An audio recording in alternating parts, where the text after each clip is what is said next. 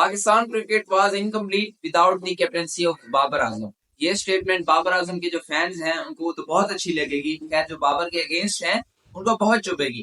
खैर हमें न्यूट्रल रहकर जो है ना वो डिसाइड करना होता है चीजों को, कोई अगर हम मेन डिसीजन लेने जा रहे हैं तो देन कल जो है पीसीबी की तरफ से डिसीजन आया। उससे पहले न्यूज़ राउंड कर रही थी कि बाबर आजम जो है ना वो दोबारा कप्तान बनाए जा रहे हैं। कल पीसीबी की तरफ से डिसीजन आया, बाबर आजम हैज अनाउंस्ड पाकिस्तान टी20 international and ODI captain.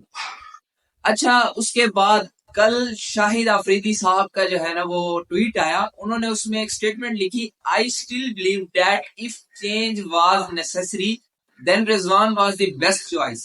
I still believe that if change was necessary. If change was necessary का ये मतलब है कि शाहिद अफरीदी नहीं चाहते थे कि शाहीन के अलावा कोई और कप्तान बने और शाहीन ही कप्तान रहे।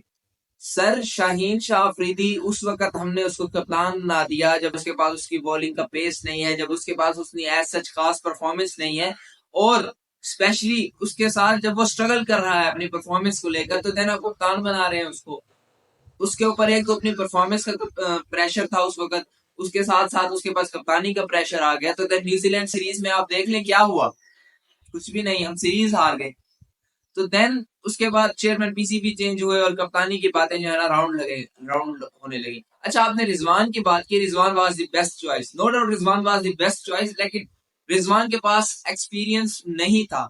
हमें एक्सपीरियंस चाहिए था जो टी20 वर्ल्ड कप 2024 के लिए और आगे आने वाली चैंपियंस ट्रॉफी के लिए हमारे पास कोई एक्सपीरियंस बंदा हो जो हमें चीजों को समझ के अच्छी तरह अंडरस्टैंड करके बता सके। और बाबर आजम की कैप्टनसी के स्टैट्स बहुत अच्छे हैं रिसेंटली।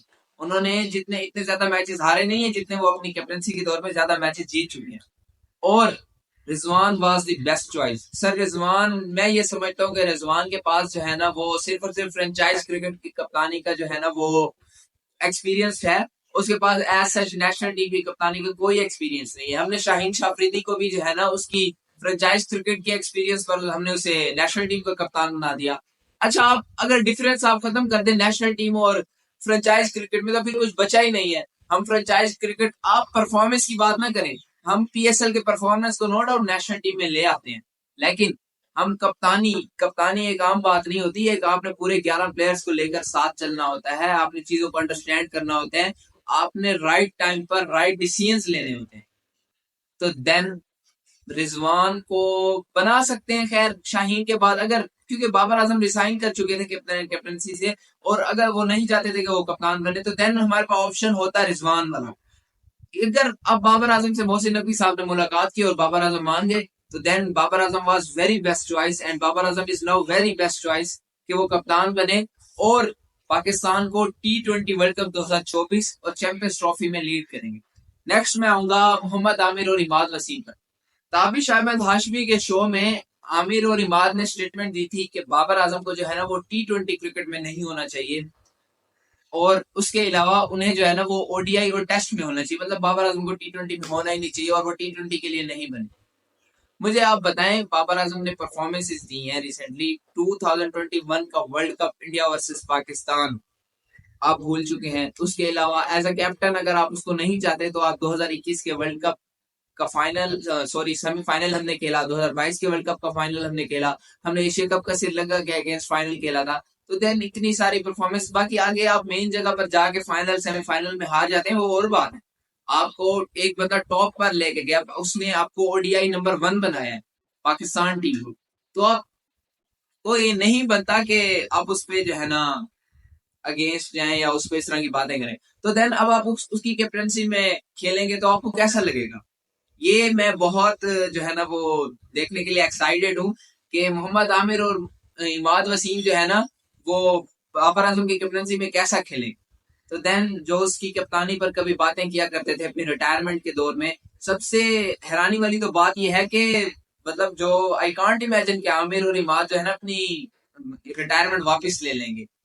तो देन बहुत कुछ हो जाता है इस दुनिया में, रिटायरमेंट तो एक छोटी सी बात है। तो देन यही है कि बाबर आजम के अब्बू ने भी जो है ना एक स्टेटमेंट दी कि बाबर को जो है ना आमिर और इमाद से सीनियर्स हैं उनकी रिस्पेक्ट करनी चाहिए, उसके कुलीग्स भी हैं। तो देन यही है कि बाबर आजम अब कप्तान बन चुके हैं। आगे हमारी न्यूजीलैंड के साथ टी20 सीरीज आ रही है, बाबर आजम लीड करेंगे उसको। तो एज यूजुअल बाबर आजम जैसे लीड करते हैं एज अ कैप्टन, तो अब शाहीन शाह अफरीदी के लिए थोड़ा सा मुश्किल होगा इस डिसीजन को होल्ड करना। और उन्होंने अपनी स्टेटमेंट, उन्होंने बहुत अच्छा ट्वीट किया कि मेरे लिए ऑनर की बात थी पाकिस्तान टीम की कैप्टनसी करना, और अब ऑनर की बात है बाबर आजम की कैप्टनसी में खेलना, बिकॉज हमने पहले भी खेला है, हमने एक दूसरे को समझते हैं। और बाबर आजम ने भी ये स्टेटमेंट दी थी कि शाहीन शाह अफरीदी की कप्तानी में खेलना बहुत अच्छा लगा, उसे हमेशा बैक किया मैंने। तो देन अब हमें न्यूजीलैंड सीरीज की तैयारी करनी है इन सब चीजों से निकलकर। पाकिस्तान क्यों फ्लॉप है? बिकॉज हम सोचते ही नहीं है कि हमें किस टाइम पे क्या करना है। हम इंजरीज के मामले में फंसे रहते हैं, हम कप्तानी के मामले में फंसे रहते हैं, हम सिलेक्शंस के मामले में फंसे रहते हैं, हमने कभी इन चीजों से निकले ही नहीं है। आप क्रिकेट ऑस्ट्रेलिया की एग्जांपल ले लें, इंग्लैंड की एग्जांपल ले लें, बांग्लादेश, स्पेशली इंडिया आपका हमसाया, इंडिया की एग्जांपल ले लें, मतलब वो इन चीजों में कभी पड़े ही नहीं है। खैर विराट कोहली की कप्तानी का इशू हुआ था उस वक्त, लेकिन बाद में एज सच वो इन चीजों में कभी फंसे ही नहीं है इंजरीज में। इंडिया के पास इतना टैलेंट है कि अगर उनका कोई प्लेयर इंजर्ड होता है तो उन्हें जरूरत ही नहीं है कि उसको वापस लें, बिकॉज आपके पास शुभमन गिल जैसे इतने पीछे पीछे प्लेयर पड़े हैं, आपके पास यशस्वी जैसे इतने बड़े बड़े प्लेयर पड़े हैं, तो देन उनको तो जरूरत ही नहीं है। हमारे पास क्या है, हम एक प्लेयर हमारा इंजर्ड हो जाए तो हम ये सोच के पीछे हो जाते हैं, यार अब हमारा मेन प्लेयर इंजर्ड हो गया। अच्छा एक और बात, अगर शाहीन शाह अफरीदी वर्ल्ड कप में कप्तान होता और अगर वर्ल्ड कप के दौरान वो इंजर्ड हो जाता, अल्लाह ना करे, तो देन आपके पास क्या चॉइस होती कि आप किसको कप्तान बनाए? रिजवान, आप रिजवान को उस वक्त कप्तानी दे देते जब उसके पास कोई एक्सपीरियंस ही नहीं था, जब वो T20 में नया नया कप्तान हो। इस चीज को सोचना चाहिए। अल्लाह हाफिज।